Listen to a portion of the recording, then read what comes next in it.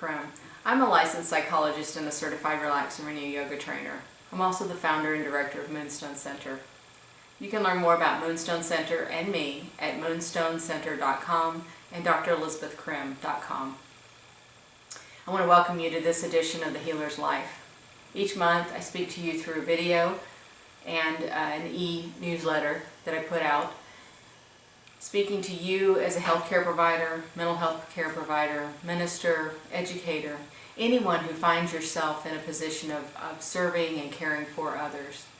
Usually my message is very focused and weighted around the issue of rest and renewal and restoration and taking care of yourself, balancing how much we tend to focus outward on other people. And I will always continue with that focus because I think it's a very important part and we can slip into not attending to ourselves on a regular basis. Well, one of the things I want to speak to you about today is continuing to focus and attend to yourself, but on the active side, a more energetic side, the side of you that is productive, that is effortful, that initiates and creates and generates, and the part of you that's studied and is in a career path, that finds yourself working and putting your hand and your mind and your relational life to tasks that can bring great fulfillment for us in this field. I want to speak to you about that from a position of attending to that with balance and listening to your inner voice and listening to yourself and that inner pulse. Those of us who believe in God, it may even be listening to God within you, kind of that balance of self and God. But regardless, there is an inner voice that we have, and there is a flow that we can get into energetically. That if we're in that flow, we feel the fuel, we feel the flow, we feel the energy almost carrying us as we meet it and move through it. I had an experience with my family a few years ago when we went whitewater rafting where I had this aha of the understanding of flow.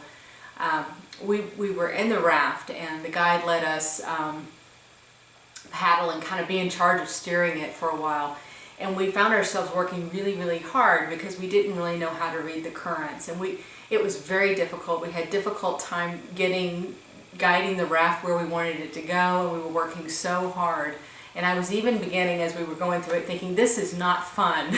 I am not enjoying this. And then when the guide kind of kept coaching us and then she took over, I could observe her skill set even more. Because she knew how to read the currents, and as we began to understand that and knew how to get into those current flows ourselves, once we got into the current flow, there was an energy, there was a force, there was a flow in the river itself that was carrying us, that as we paddled at key points, we didn't have to paddle as much, but when we did, it added direction, it added to the process, and it carried us down the river much more quickly with many less strokes than we were doing before. And we also were able to guide and direct where we wanted to go. If we said we want to go over here, we could get over there much more quickly if we were in the current's flow. And it was very fun at the same time and energizing and just easier. And it was just such a profound experience for me to have that experience in nature and with my family and all of us having this aha as we were going through it. But I've applied that many times since then in my own personal life and my professional life.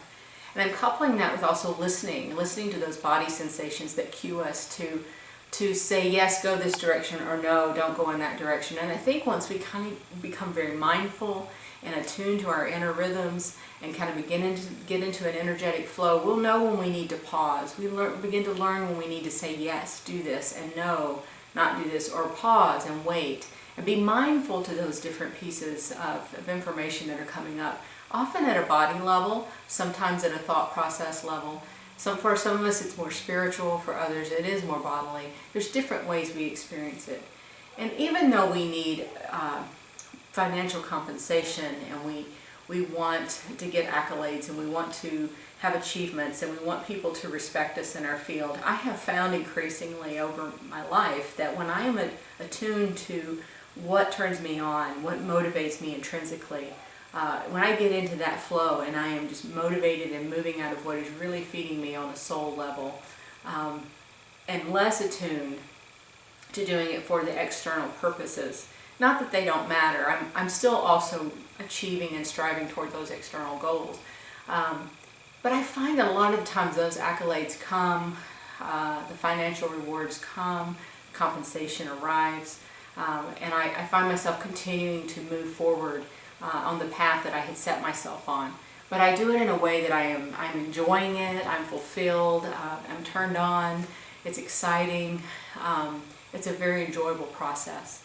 I think in my history, I didn't listen as well to the no's and the yeses and could get too out of balance by not including the rest with the activity. And I think we need both. We need to be active because that fills us up as well as resting and restoring and getting rejuvenated. So I want to encourage you to listen not only to when you need rest, but to listen to what you want to put your hand to, what you want to put your mind to, what you want to put effort into, what will turn you on that way. Please take a moment and go to the website if you're not receiving our newsletter and sign up for that. If you're interested in bringing us in to speak, it can be me with one of my team members. We're increasingly speaking at agencies and training on compassion fatigue, as well as transference and countertransference and collaborative professional treatment teaming. We weave those together and we'll tailor make it to your organization's needs.